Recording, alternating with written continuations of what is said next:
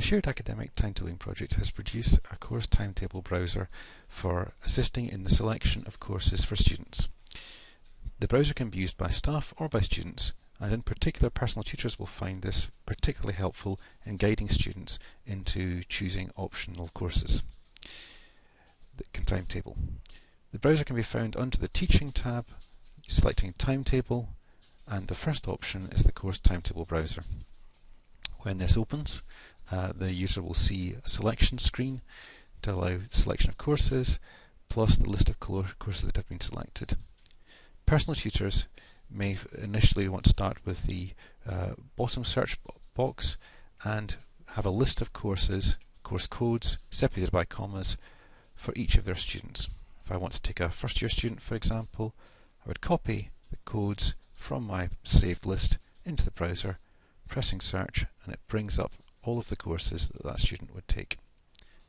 Add each of those to the list below for building up the timetable.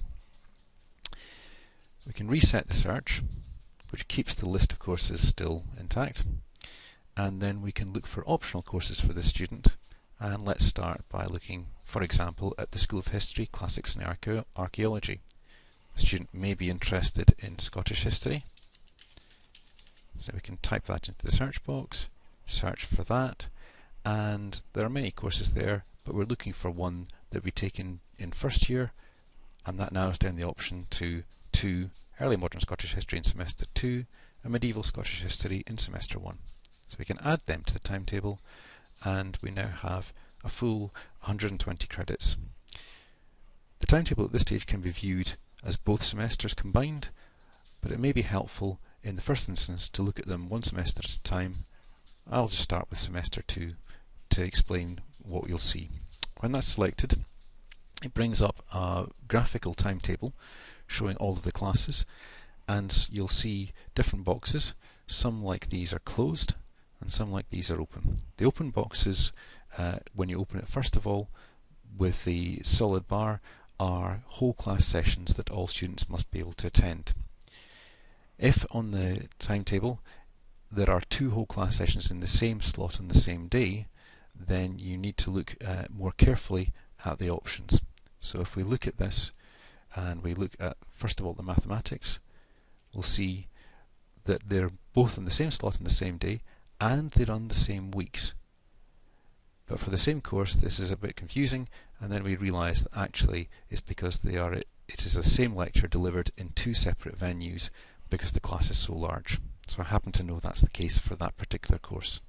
However, ordinarily if you've got 2 different courses with whole class sessions in the same time slot, then those cannot be taken simultaneously. So browsing through the timetable, we see that that's the only apparent immediate clash, so we can then go and look at the options. The options are these closed boxes, and what they tell the student or member of staff is that the student must be able to attend one of the B options from B1 to B9. So they must be able to attend this class, or this class, or this class, or any of those option classes. And the same for C's, and at the top it tells us they must choose options for B, C, D, E and H.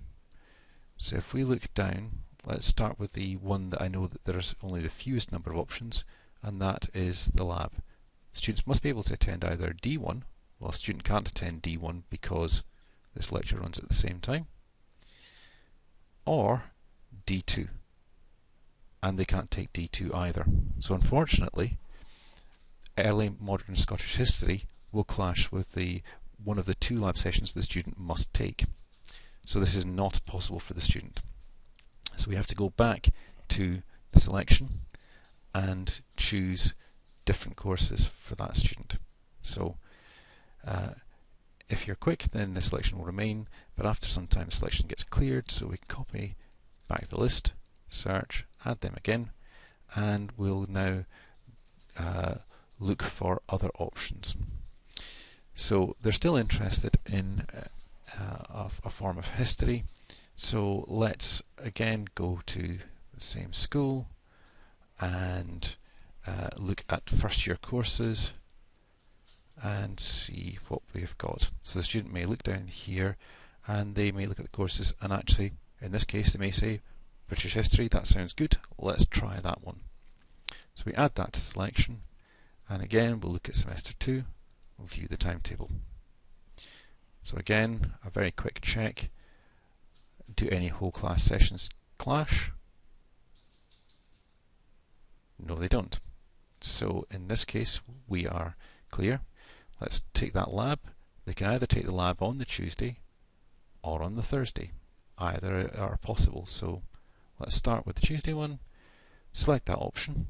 By clicking on the bar, it then indicates that option's been selected, and the list there you will see that option selected.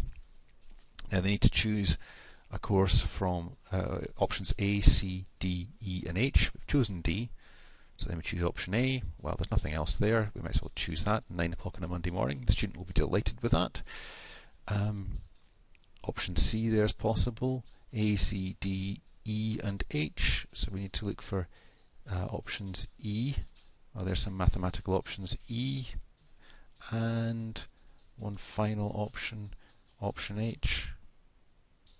There's a maths option H. These are one of only many options that the student could take, and don't sign the student up for particular classes. To view that, we can view the timetable with hiding all unselected options, and then you see a visual representation of the student's timetable. It's a very quick check to make sure that wouldn't clash. Now obviously this is just modelling a timetable. It does not actually sign the students up for those slots, and there is a warning at the top of the timetable to explain that. Please note this display shows a number of possible timetables for a student and does not confirm any course enrolment nor allocation to particular events. This warning will also appear on any printed versions of the timetables. The information that's shown is live information from the timetable system, so it gives the most up-to-date venues for the events and the weeks that are running for the events. And that's the course Timetable Browser.